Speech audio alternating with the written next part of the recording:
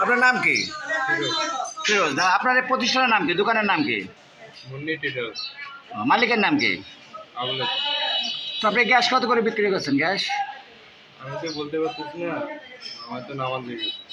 তো এই যে বিক্রি করছেন আপনারা, আপনি বললেন যে 1700 টাকা, তো এই যে 1700 টাকা তো বিক্রি করছেন গ্যাস। আমি তো মার্কেটে শুনতে 1700 এর জন্য বসে আচ্ছা। কইলাম আমি।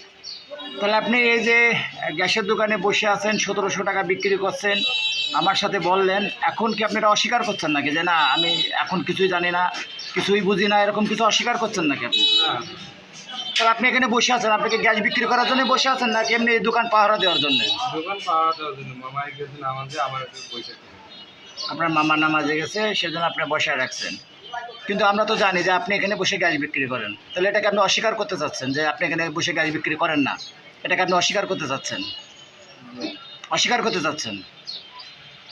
ওকে।